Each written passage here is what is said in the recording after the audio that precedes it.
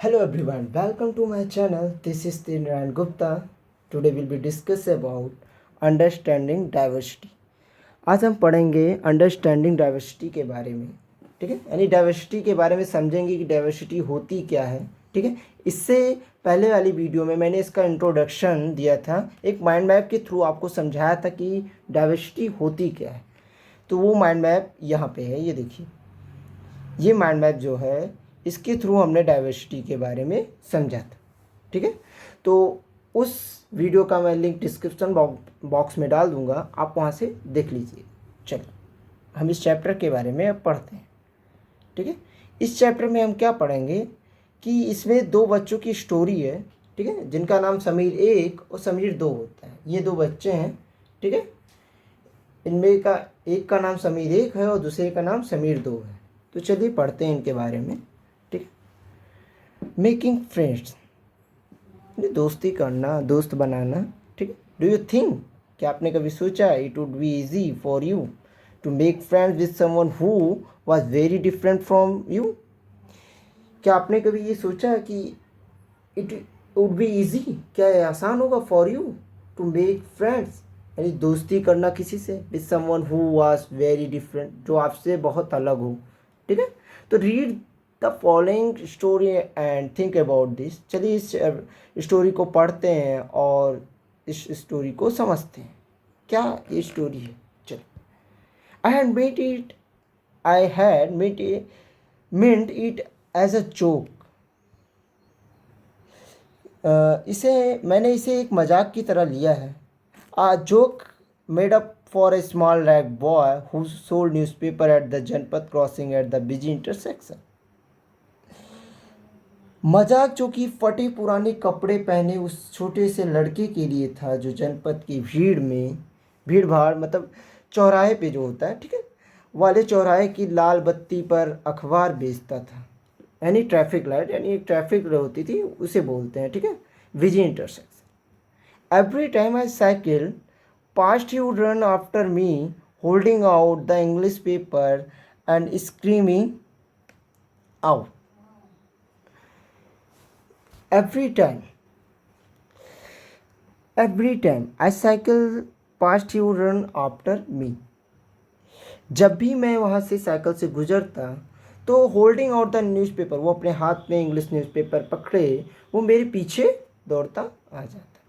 Evening headlines in a mixture of Hindi and English word.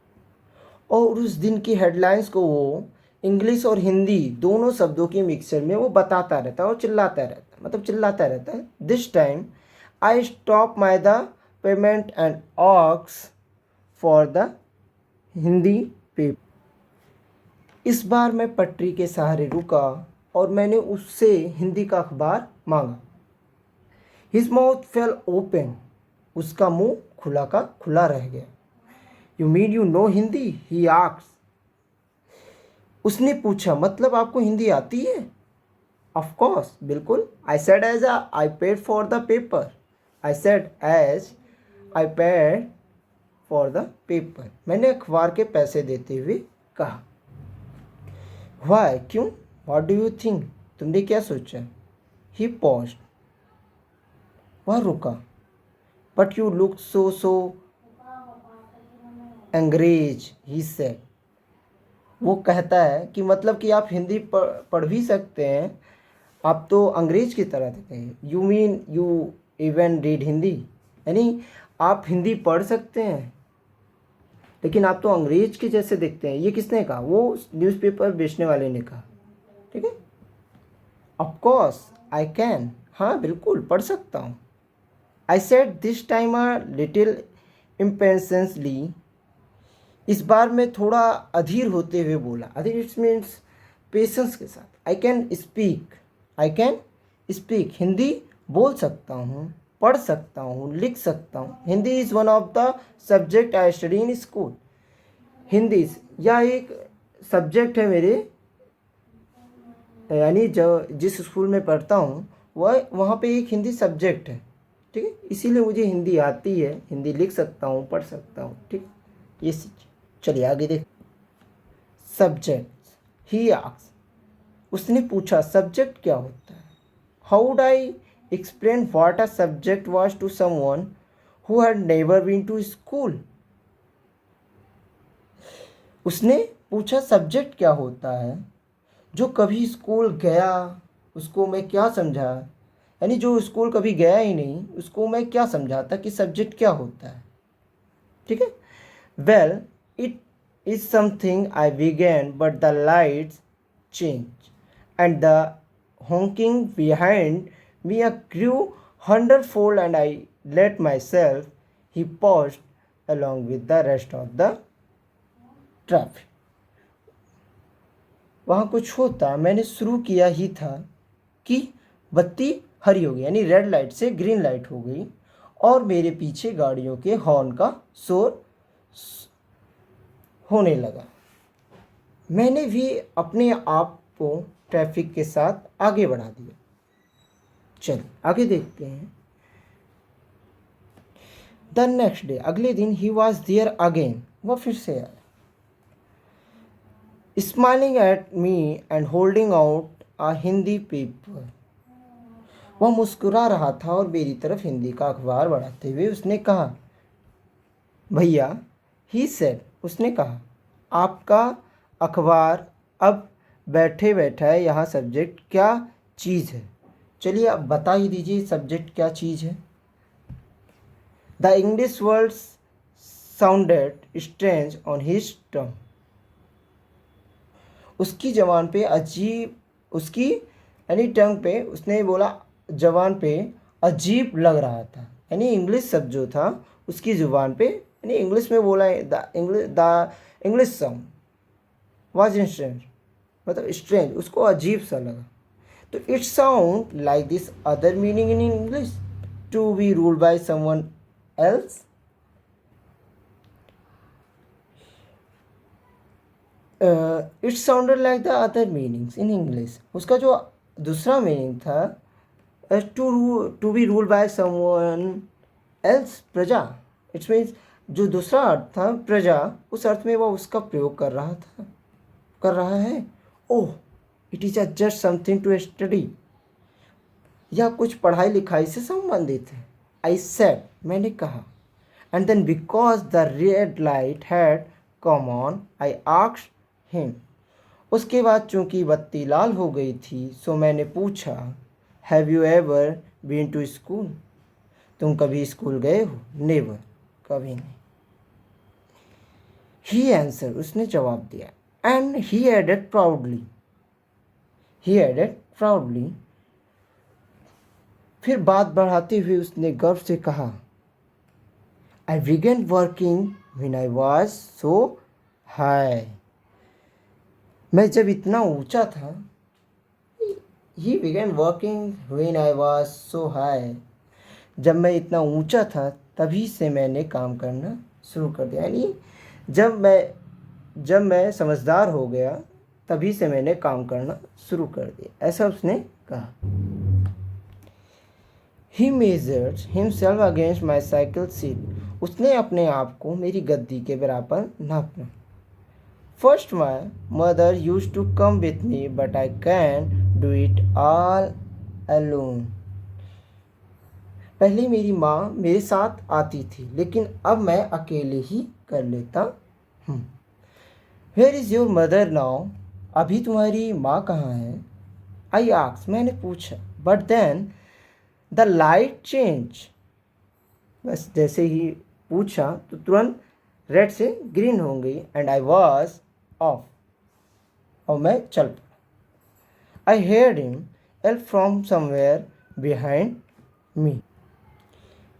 मैंने उसे अपने पीछे कहीं से चिल्लाते हुए सुना।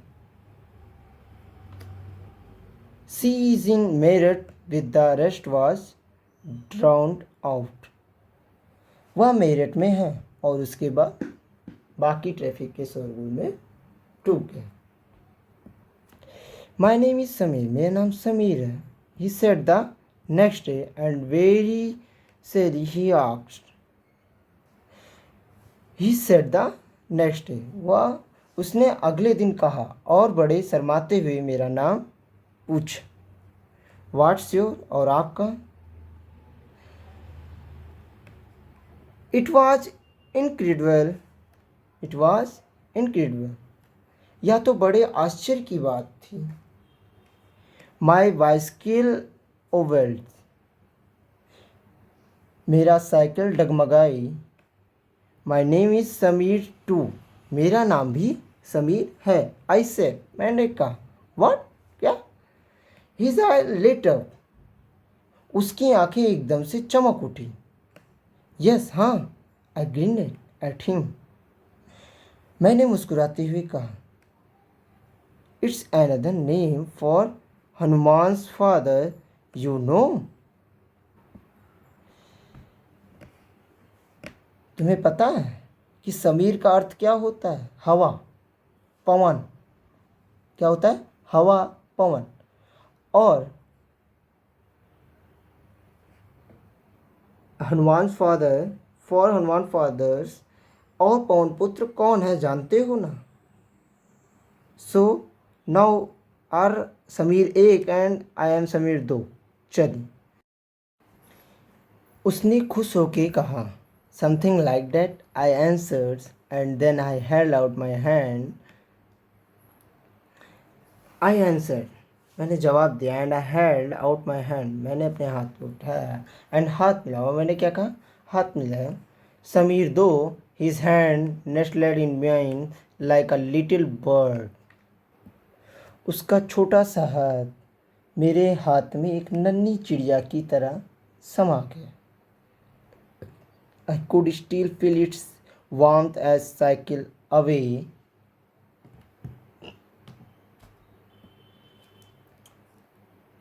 मैं साइकिल चलाकर आगे बढ़ा चुका ही था, पर उसके हाथ की जो गर्माहट थी अब तक महसूस कर रहा था। आगे देखते हैं। द नेक्स्ट डे, अगले दिन, he did not have his usual smile for me, पर उसके अगले दिन उसके चेहरे पे उसकी चिर मतलब चिरपरिचित मुस्कान नहीं थी, यानी पहले जैसी मुस्कान नहीं थी। There is trouble in Meerut, he said, उसने कहा मेरठ में बड़ी गड़बड़ हो गई। मेनी पीपल्स आर वीगन किल देयर इन राइट्स, कई लोग दंगे में मारे गए। I looked at the headlines, मैंने आज की हेडलाइन में देखा। कम्युनल्स राइट्स, इट्स ब्लेस्ड, वह हेडलाइन बड़े बड़े अक्षरों में लिखा हुआ था। सांप्रदायिक दंगे, यानी सांप्रदायिक दंगे इट मीन्स जैसे क्या बोलते हैं कि कोई प्रोटेस्ट किसी के खिलाफ, ऐसा सांप्रदायिक दंगे किसी के खिलाफ, तो उसमें कई लोग मारे गए। ठीक है, तो बट समीर, लेकिन Sameer I began, but Sameer I began, लेकिन समीर मैंने शुरू ही किया था। आई एम अ मुस्लिम समीर, मैं एक मुसलमान हूँ। वह बोल पड़ा। He said in and all my peoples are in Meerut, मेरे सभी लोग मेरठ में रहते हैं। His eye filled with tears and when I touched his shoulders he could not look, उसकी आंखें भर आईं जब मैंने उसके कंधे पर हाथ रखा। उसने नज़र ऊपर नहीं उठाई। He could not look up. He was not at the crossing. अगले दिन वह चौराहे पर नहीं था। Neither the day after nor ever again. न उसके अगले दिन वह दिखा और न and no newspaper in English or Hindu until where my Samir though has gone. न वो अगले दिन दिखा और न आगे फिर कभी। अंग्रेजी या हिंदी का कोई अखबार मुझे नहीं बता सकता कि मेरे समीर दो आखिर कहाँ गए। चलिए आगे देखते हैं। While Samir is more familiar with English, जहाँ समीर को अंग्रेज़ी ज़्यादा अच्छी आती थी, समीर दो स्पीक हिंदी, वहीं समीर दो हिंदी बोलता है।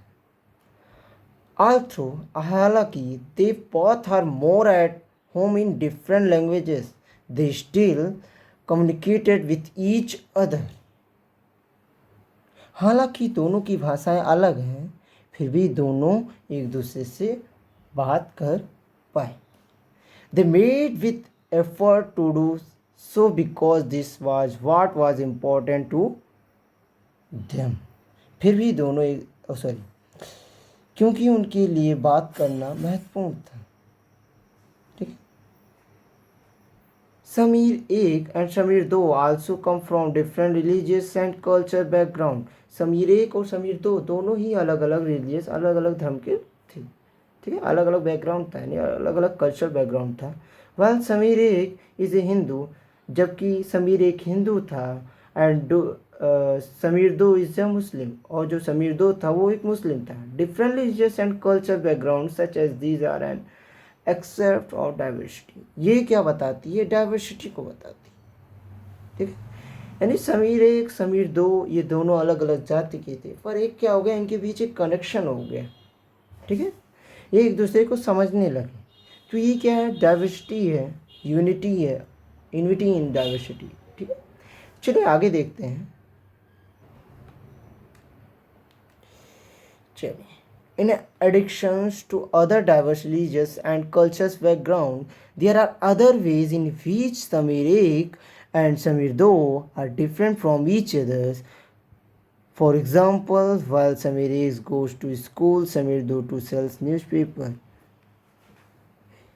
अब उदाहरण के लिए आपको बता दें, समीर एक ने स्कूल में पढ़ाई की थी, जबकि समीर दो अखबार बेचता था.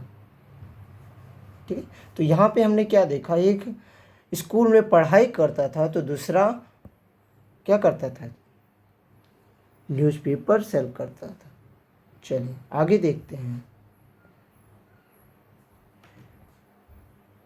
Sameer Do did not have the opportunity to attend school. Samir Do को स्कूल जाने का कोई मौका ही नहीं मिला. Perhaps you have noticed that there are several people in the area where you live who are poor and who don't have enough to eat or wear, and sometimes not even a place to live. आपने notice किया होगा अपने आसपास की area में कुछ जो गरीब लोग होते हैं उनके पास खाने पहनने, ठीक है, ना रहने के लिए कोई जगह नहीं होती है. This difference is not the same as the one. या सभी के लिए एक जैसा नहीं होता है. वी हैव सीन अर्लियर, हमने पहले भी देखा है. ठीक है, तो आगे देखते हैं इसके. Here we are talking not difference but of inequality. यहाँ हम देखते हैं इट्स नॉट डिफरेंट, यानी डाइवर्सिटी नहीं, यहाँ पे अनइक्वालिटी है. अनइक्वालिटी इट्स मीन्स गैर बराबरी, यानी वो हमारे बराबर का नहीं है. कि कुछ लोग inequality comes about when a person does not have the resource and opportunity that are available to other person.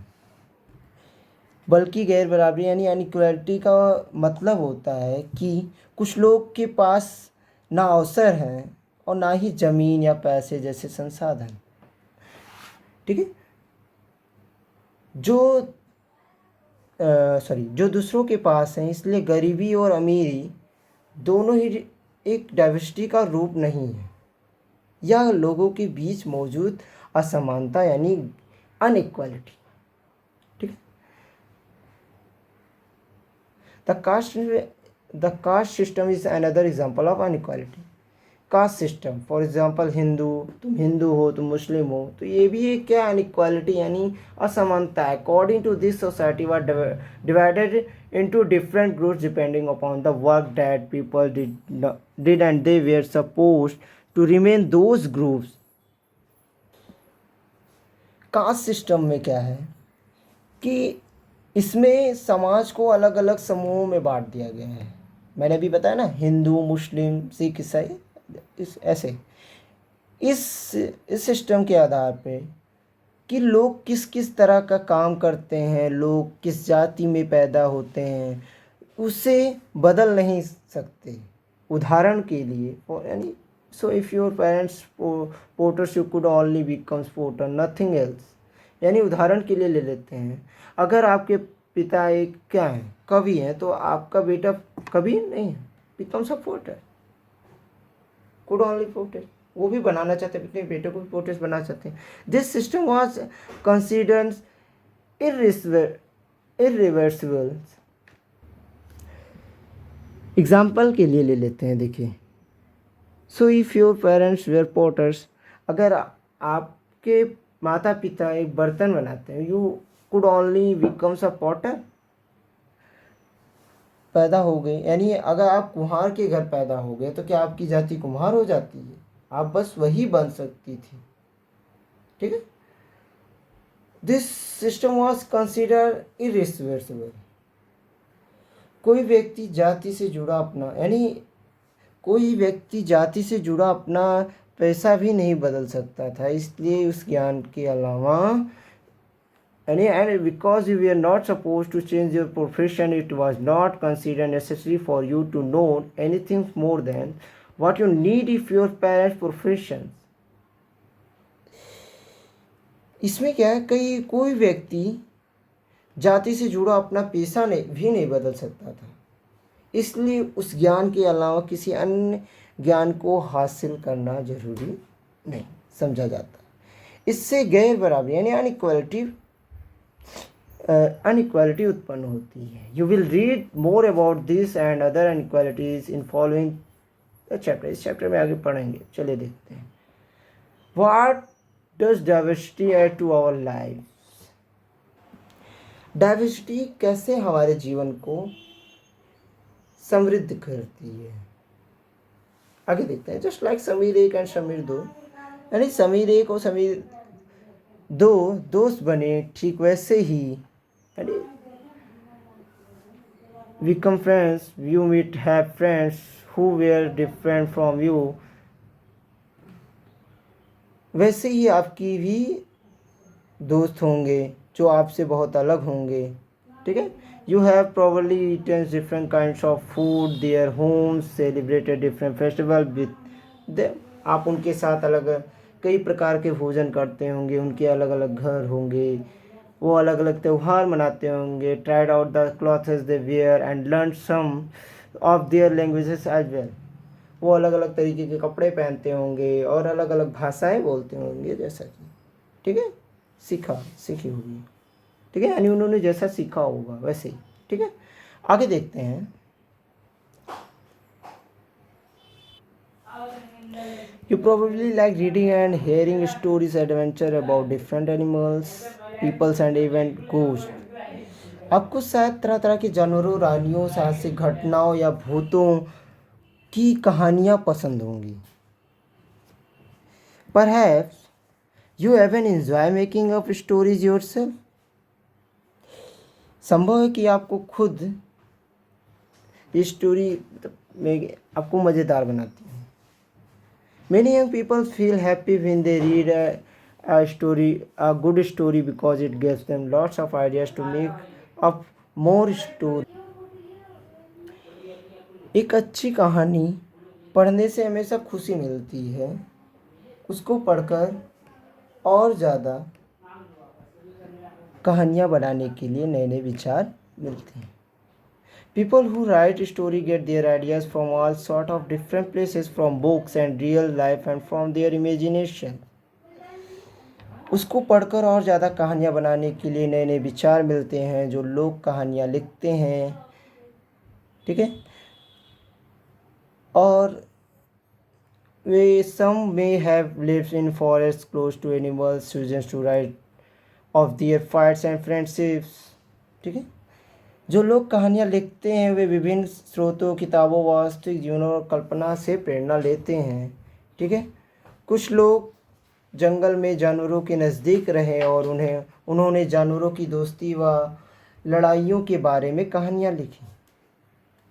तो others read real accounts of kings and queens and wrote stories about love and honor, Some dipped into their own childhood memories of schools and different and friends and wrote stories of adventures. आगे आगे देखते हैं। कुछ अन्य लोगों ने राजा रानियों के वृत्तांत पढ़कर प्यार और सम्मान की किस्से लिखे। तो कुछ ने imagine a false stories later and write that you have reheard and it. और कुछ ने क्या किया, कुछ ने अपने बचपन की यादों में गोते लगाए, स्कूल और दोस्ती की मधुर यादों से मिलाकर कुछ साहस की कहानियाँ लिखी। तो imagine if all the storytellers and writers that you have heard and read so. कल्पना कीजिए जिनकी कहानियाँ आपने सुनी या पढ़ी हैं, उन सभी कहानीकारों को, ठीक है, उनके बारे में सोचिए और समझिए कि इन्होंने क्या बताया। ठीक, आगे देखते हैं।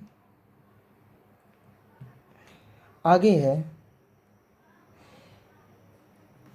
For we force live in a place where all peoples wear the same two colors and red and white at same foods, maybe potatoes, took took care of the same two animals, for example the deers, the kids and the strays themselves played snakes and the leaders। तो कहानियाँ सुनने वालों को ऐसी जगहों पर रहना पड़े जहाँ लोग केवल दो ही रंग के कपड़े पहनते हों, लाल व सफ़ेद, एक तरह का खाना खाते हों। मैं भी शायद मतलब पोटैटोज़ भी खा सकते हैं, आलू भी कोई मतलब कोई टमाटो खाता होगा तो कोई कुछ खाता होगा, तो समान रूप से केवल दो पशु पक्षी को पालते हों। उदाहरण के लिए ले लेते हैं हिरन, कौवा और केवल सांप सीढ़ी खेल से अपना मनोरंजन करते हैं। कुछ लोग ऐसे भी होते हैं। ऐसी जगह रहकर वे कैसी कहानियाँ लिख पाएंगे। ठीक है, तो ये यहाँ पे आप इमेजिन करिएगा और सोचिएगा इसके बारे में। ठीक है, तो चलिए आगे पढ़ते हैं। Diversity in India. इंडिया में डाइवर्सिटी कैसे है देखते हैं। इंडिया इज़ अ कंट्री में ऑफ मेनी डाइवर्सिटीज़। भारत डाइवर्सिटी का देश है। हम विभिन्न भाषाएं बोलते हैं, we speak different languages, have various types of foods, celebrate different festivals, practise different religions.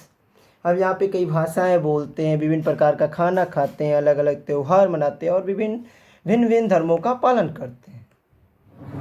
But actually लेकिन if you think about it we do many things that we similar except that we do them in different way।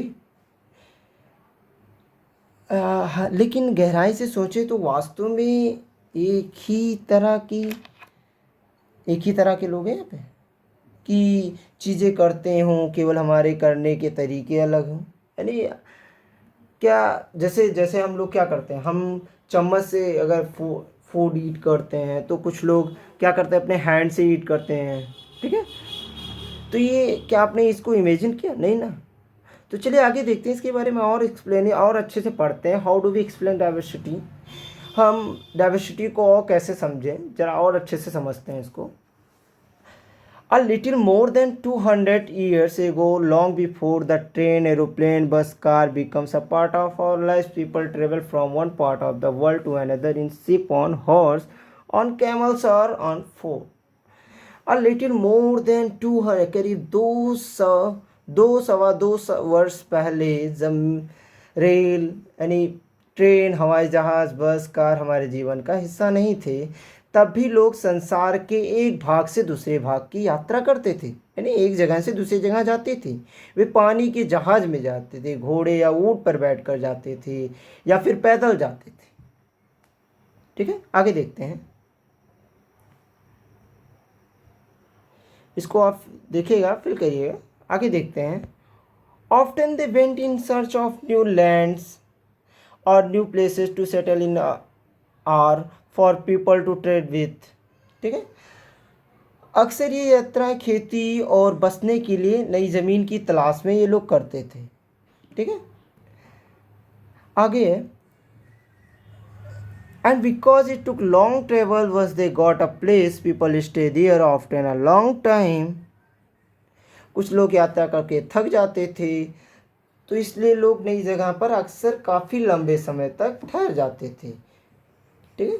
Many others left their homes because they were feminines and broad and they could not get enough eat. और कुछ लोग उस जगह को इसलिए छोड़ देते थे, वहाँ पे क्या सूखा ज़्यादातर रहने खाने के लिए सही से उनको भोजन नहीं मिलते थे, वो इसीलिए वो छोड़ देते थे। ठीक है। आगे है, some went in search of work while other left because there was a वार।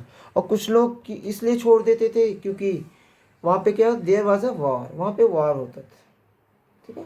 तो sometimes as they began to make their homes in new places, people began to change in details and other times they managed to do things the old ways. लोग जब नई जगहों पे बसना शुरू करते थे तो उनके रहन सहन में थोड़ा बदलाव आ जाता था। कुछ चीज़ें वे नई जगह की अपना लेते थे, नई जगहों को अपना लेते थे, और कुछ चीज़ों में वो अपने पुराने तरीके ही चलते रहते थे, पुराने तरीक़ों से ही। So their languages, foods and music, religious becomes a mix of the old of the new, and out of the intermixings of the cultures can sometimes new and different. इस तरह उनकी भाषाएं, भोजन, संगीत, धर्म आदि में और पुराने का मिश्रण होता रहता था। उनकी संस्कृति और नई जगह की संस्कृति में आदान प्रदान होता, धीरे धीरे एक विस्तृत यानी मिली जुली संस्कृति उभरती। ठीक है। आगे देखते हैं, the history of many places show us how many different culture influence have helped to shape life and culture there. अलग अलग क्षेत्रों का इतिहास देखें तो हमें पता चलेगा कि, यानी अलग अलग जगहों का इतिहास अगर देखते हैं, हिस्ट्री देखते हैं, तो हमें पता चलेगा कि किस तरह विभिन्न सांस्कृतिक नहीं, this regions becomes very diverse because of their unique histories. संस्कृति यानी समवेयर किस तरह विभिन्न सांस्कृतिक प्रभावों ने वहाँ के जीवन और संस्कृति को आकार देने में योगदान किया है। सिमिलरली, इसी तरीके से also comes about when people adapt their lives to geographical area in which they live. ठीक इसी तरीके से अलग अलग तरह की जियोग्राफिकल, इसमें भौगोलिक स्थितियों से किस प्रकार सामंजस्य, ठीक है, सामंजस्य इसमें अबाउट अडॉप्ट, यानी वहाँ के लोग कैसे अडॉप्ट कर लेते, सामंजस्य बैठाते थे, उस पर भी डाइवर्सिटी, यानी for example living near to sea quite different from living in a mountains areas. कुछ लोग समुद्र के किनारे रहते थे तो कुछ लोग पहाड़ों के क्षेत्र में रहते थे। ठीक है। आगे देखते हैं, not only do people different clothing, eating habits, but even the kinds of work they work are different. न केवल वहाँ के लोग के कपड़े और खान पान की जो हैबिट्स थी वो फ़र्क होता था, बल्कि जिस तरह का काम वे करेंगे वे भी अलग होंगे। फॉर एग्जांपल देखिए, इन सिटीज़, हम सिटीज़ में कहते हैं often easy to forget how closely peoples lives are tied to their physical surrounding. शहरों में अक्सर लोग यह भूल जाते हैं कि उनका जीवन उनके भौगोलिक वातावरण से किस तरह गहराइयों से जुड़ा हुआ है। This is because in the cities people seldom grow their own vegetables and grains. ऐसा इसलिए कि शहरों में लोग विरले ही अपनी सब्जी या अनाज उगाते हैं, यानी कोई ऐसे होते हैं, कुछ लोग ही होते हैं जो अपनी सब्जी और अनाज उगाते हैं, वे इन चीज़ों के लिए बाज़ार पर ही निर्भर रहते हैं। वो लोग मतलब सब्जियां वगैरह नहीं उगाते हैं, ठीक है, वो खरीद कर खाते हैं ऐसे। So let us try to understand what we mean when we say that historical and geographical factors influence the diversity of a region. चलिए आगे पढ़ते हैं भारत के दो भागों के बारे में। जैसे for example Ladakh, we can do this reading about two different parts of the country, Kerala and Ladakh. चलिए समझते हैं और अच्छे से इसको, केरला और लद्दाख के दो उदाहरण लेते हैं या समझने की कोशिश करते हैं कि किसी भी क्षेत्र की डाइवर्सिटी उसके ऐतिहासिक और हिस्टोरिकल्स एंड जोग्राफिकल्स फैक्टर्स का क्या असर पड़ता है उस पर। चलिए देखते हैं, एक मिनट आगे देखते हैं।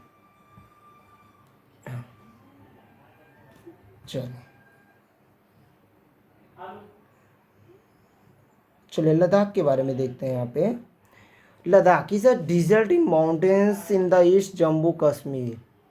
जम्मू और कश्मीर के पूर्व में पहाड़ियों में बसा एक रेगिस्तान इलाका है। एक जगह है। Very little agriculture is possible here since region does not receive any rain and is covered snow for a large part of the year. यहाँ पर बहुत ही कम खेती संभव है, खेती होती ही नहीं है यहाँ। ऐसा इसलिए है क्योंकि इस क्षेत्र में बारिश बिल्कुल नहीं होती है और यह इलाका हर वर्ष काफ़ी लंबे समय तक बर्फ से ढका रहता है।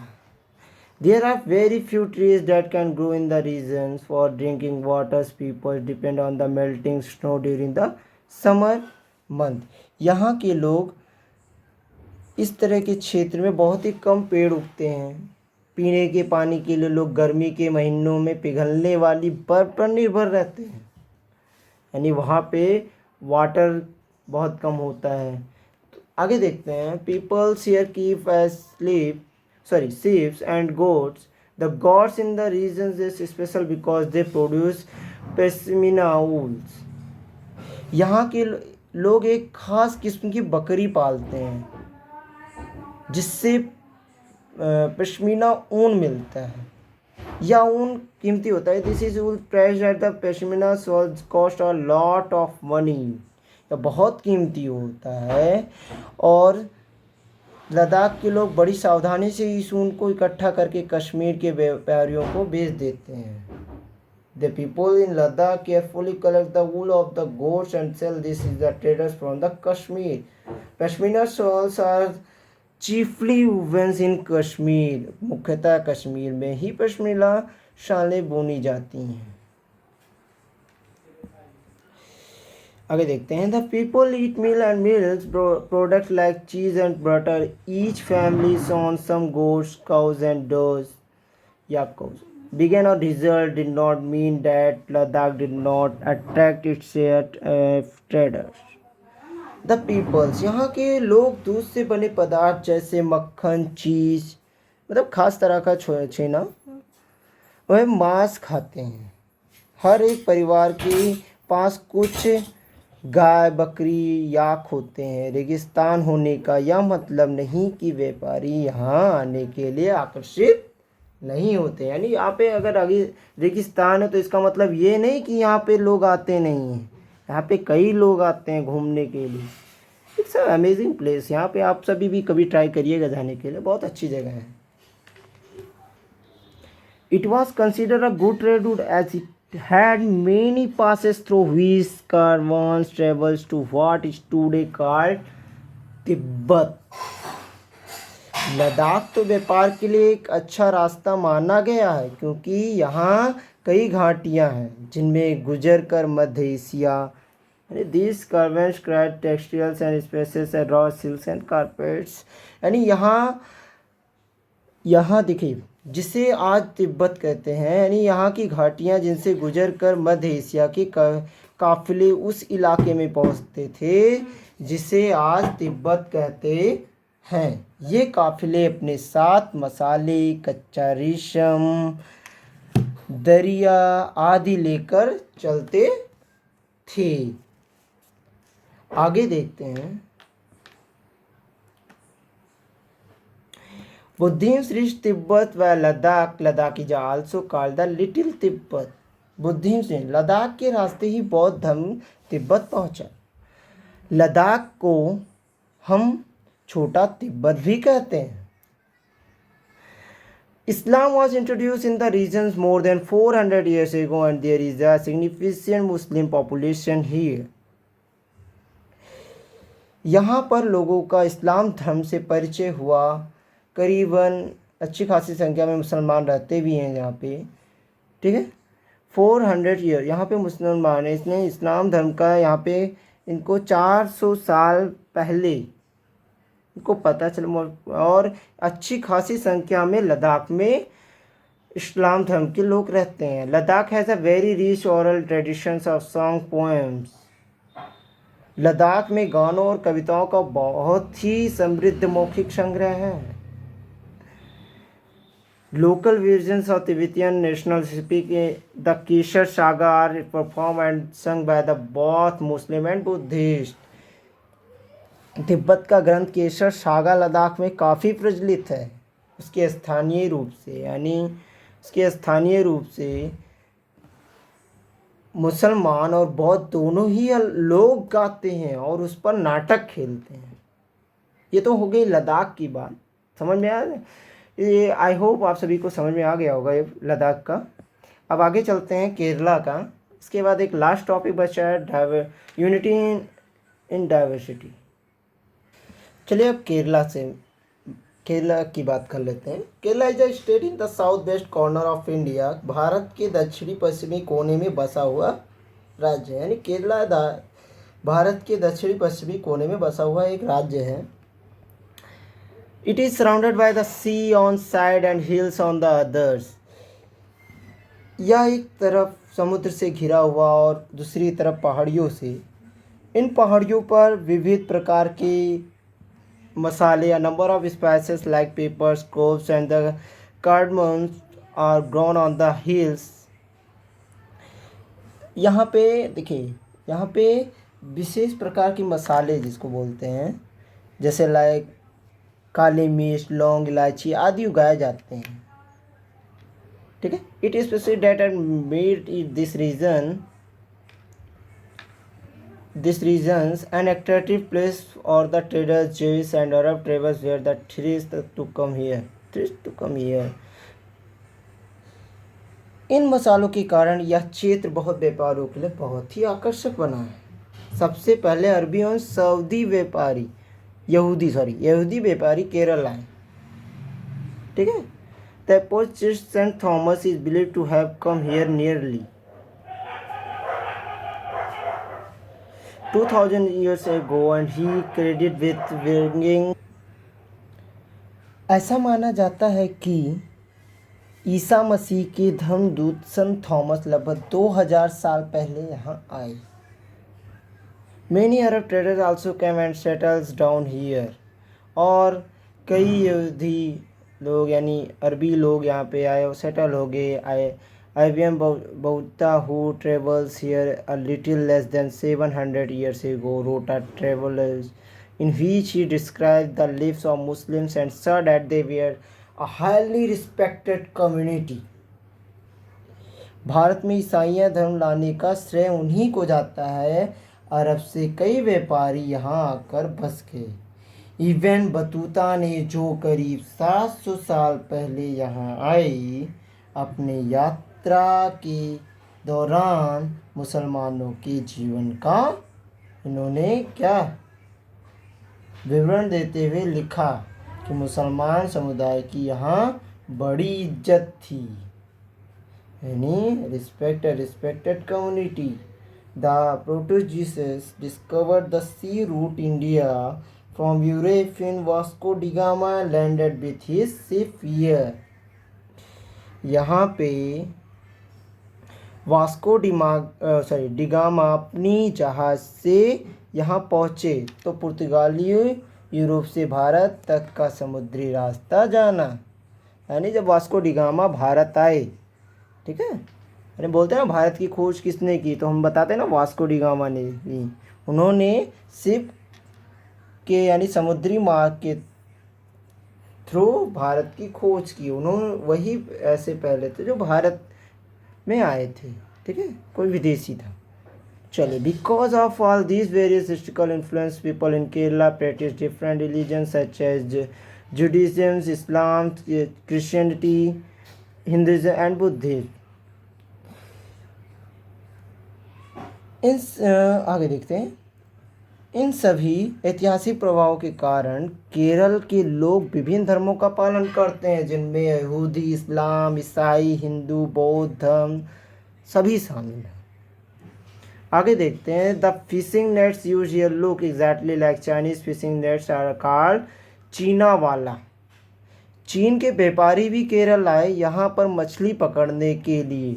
जो जाल इस्तेमाल किए जाते हैं वे चीनी जालों से हूबहू मिलते हैं और उन्हें चीना वाला कहते हैं, चीना वाला। Even the utensil used to Franks are called the China Chatti, and it's believed that the word China could have come from China. यानी तलने के लिए लोग जो बर्तन इस्तेमाल करते हैं उसे चिन्ना चट्टी कहते हैं। इससे चीन शब्द इस बात की ओर इशारा करता है कि the fertile and land, the climate suited growing, and this rice majority of people here eat rice, fish and vegetables की और इशारा करते हैं कि उसकी उत्पत्ति कहाँ हुई होगी। केरल की उपजाऊ ज़मीन और जलवायु चावल की खेती के लिए बहुत उपयुक्त है और वहाँ के अधिकतर लोग मछली, सब्जी और चावल खाते हैं। यानी यहाँ के लोग ज़्यादातर मछली, सब्जी, चावल खाते हैं। ठीक है, चलिए आगे देखते हैं थोड़ा सा कितना टॉपिक बचा हुआ है इसमें। बस हो गया है, लास्ट है थोड़ा, इसके बाद ठीक है। कहाँ थे हम? हाँ, ये। चलिए आगे देखते हैं। While Kerala, Ladakh are quite different in terms of their geographical features, the history of both regions has been similar cultures influences. जहाँ केरल और लद्दाख की भौगोलिक स्थितियाँ एक दूसरे से बिल्कुल अलग हैं, वहीं हम यह भी देखते हैं कि दोनों क्षेत्रों के इतिहास में एक ही प्रकार के सांस्कृतिक प्रभाव हैं। Well, Kerala and Ladakh are quite different in terms of their geographical features. यहाँ मतलब यहाँ पे बताया जाए केरल और लद्दाख की भौगोलिक स्थितियाँ एक दूसरे से बिल्कुल अलग। वहीं the history of both regions has been similar culture influence, और वहीं दोनों क्षेत्रों के इतिहास में एक ही प्रकार के सांस्कृतिक प्रभाव।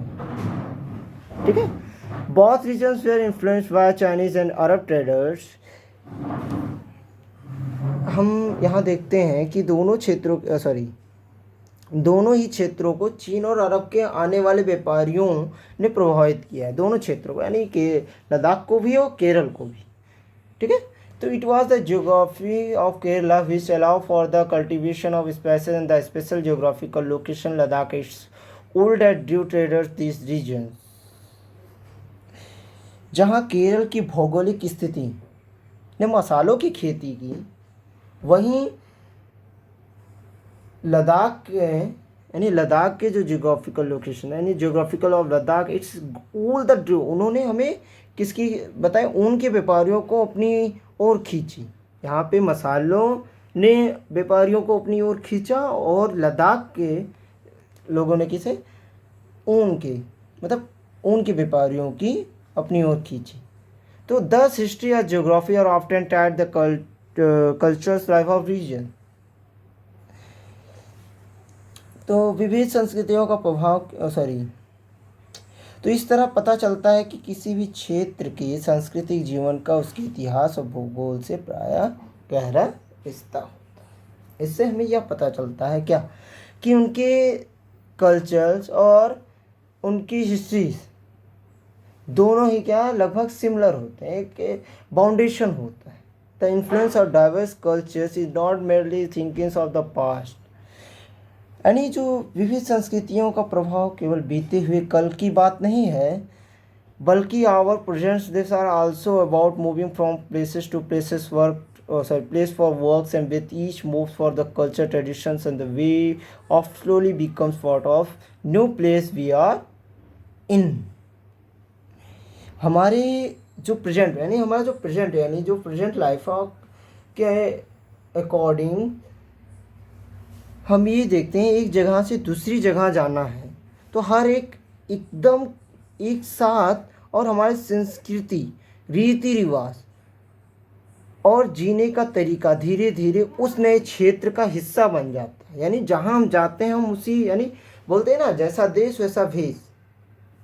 ठीक है, यानी वहाँ की भाषा बोलना सीख जाते हैं, वहाँ के रहन सहन सीख जाते हैं, ये सारी चीज़ें। तो similarly in our own neighbourhood we lives close to peoples from several communities. जैसे इसी तरीके से जो हमारे पड़ोसी होते हैं, जो हमारे आसपास रहते हैं, वो भी कई अलग अलग रिलीजन्स के होते हैं, अलग अलग लोग होते हैं, तो फिर भी हमारे अंदर हमारे क्या होते हैं, फाउंडेशंस होती है। Our daily lifes are about the ways in which do things together, share story about each others lives, custom and tradition. अपने आवर डेली लाइफ यानी अपने रोज़मर्रा की जो जीवन होते हैं, यानी लाइफ होती है, हम मिलजुल कर the ways in which we do things together, हम मिलजुल कर and share stories about each others, हम एक दूसरे की क्या बातें सुनते हैं, एक दूसरे के रीति रिवाज को समझते हैं, परंपराओं में घुल मिल जाते हैं, एक बाउंडेशन बन जाता है हमारे बीच। ठीक है, चलिए आज का जो लास्ट टॉपिक बचा है, यूनिटी ऑफ डाइवर्सिटी। डाइवर्सिटी क्या होती है, सर यूनिटी ऑफ डाइवर्सिटी यानी एकता में कैसे होती है डाइवर्सिटी, एकता में भिन्नता कैसे होती है, चलिए देखते हैं।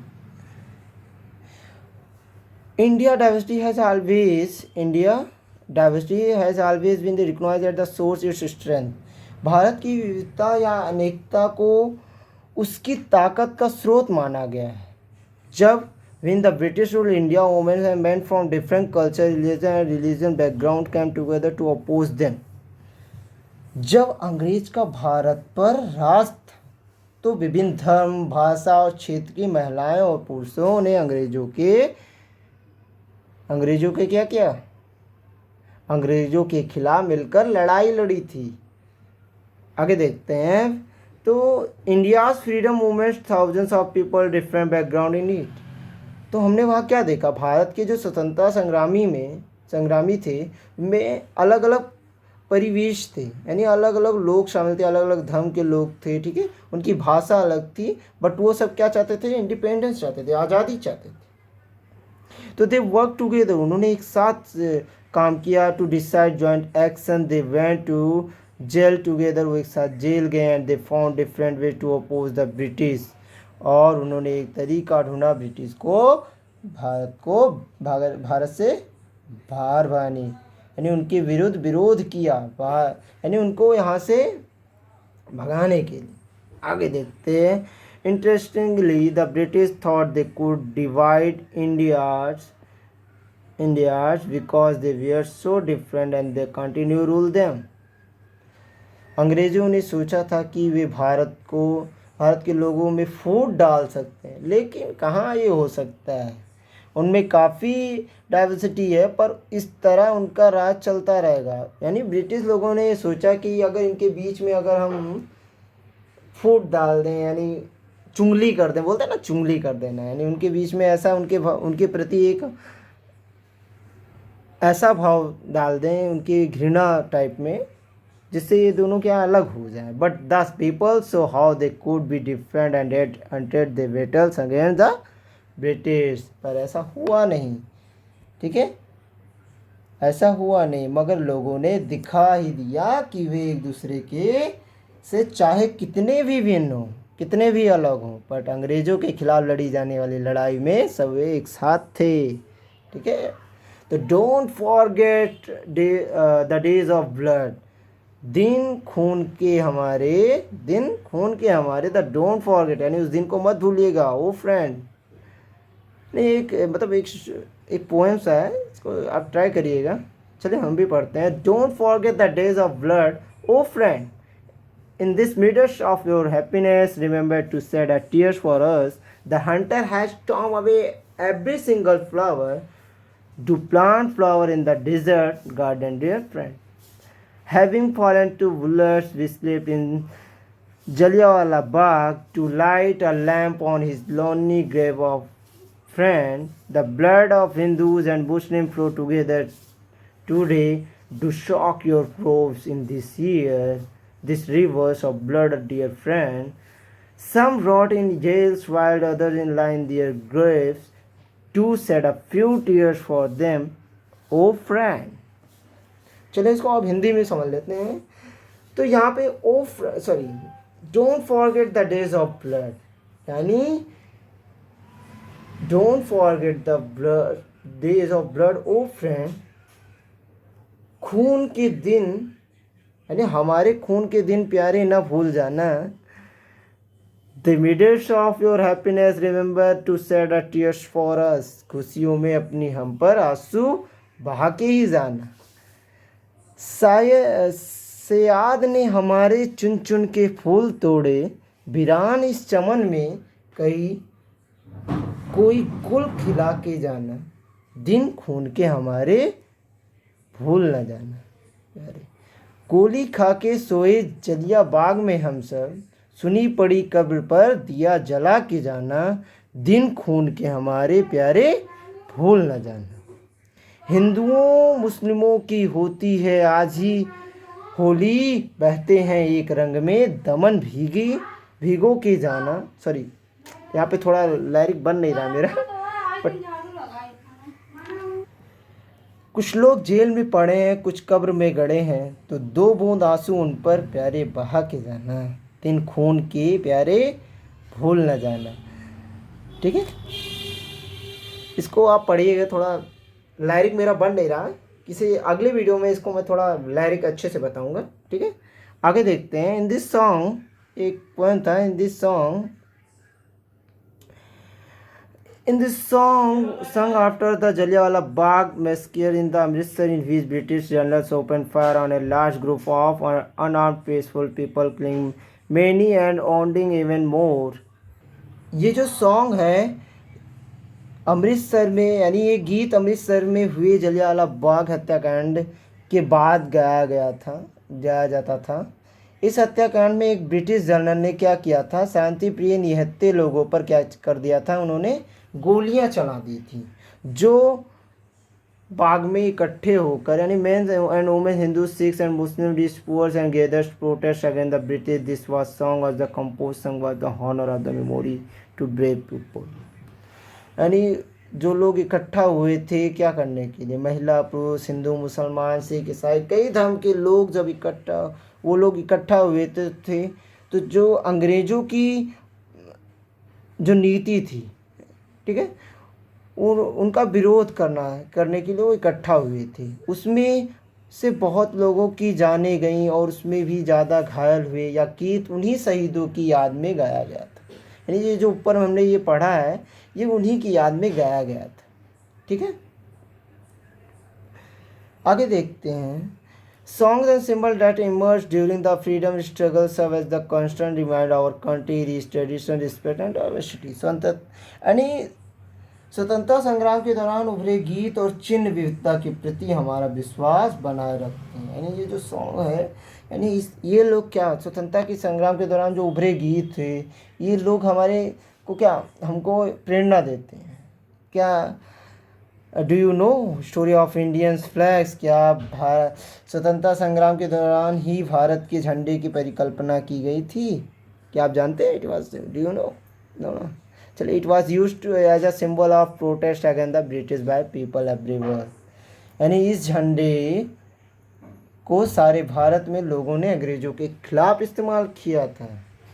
यानी ये जो भारत का जो झंडा था, इसी से इन्होंने पूरे अंग्रेज़ों के खिलाफ प्रोटेस्ट किया था। चलिए देखते हैं।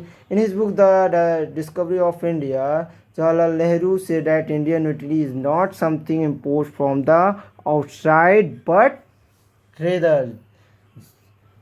जवाहरलाल नेहरू ने अपनी किताब भारत की खोज में, यानी डिस्कवरी ऑफ इंडिया में लिखा है कि भारतीय एकता कोई बाहर से थोपी हुई चीज़ नहीं, बल्कि यह बहुत ही गहरी और जिसके अंदर अलग अलग तरह के विश्वास और प्रथाओं को स्वीकार करने की भावना है।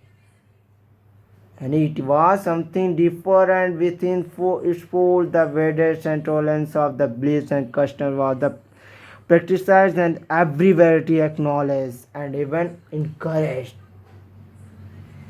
ठीक है, it was Nehru who coined perhaps unity diversity to describe the country, जिन्होंने भारत की विविधता का वर्णन करते हुए अनेकता में एकता का विचार हमें दिया। ठीक है, तो आज की आज का जो ये वीडियो है यहीं पे हम फिनिश करते हैं, मिलते हैं हम नेक्स्ट वीडियो में, ठीक है। हम इसके कुछ MCQs अगली वीडियोस में हम ट्राई करेंगे, ठीक है। हम इसी चैप्टर से रिलेटेड हम MCQs का PDF अपने टेलीग्राम चैनल पे मैं अपलोड कर दूंगा, जिसका डिस्क्रिप्शन बॉक्स में मैं लिंक दे देता हूँ अपने टेलीग्राम चैनल का, ठीक है। अगर आपको ये वीडियो पसंद आई तो आपको पता ही है क्या करना है, लाइक, सब्सक्राइब, ठीक है, and share it to everyone. चलिए, गुड बाय एवरीवन।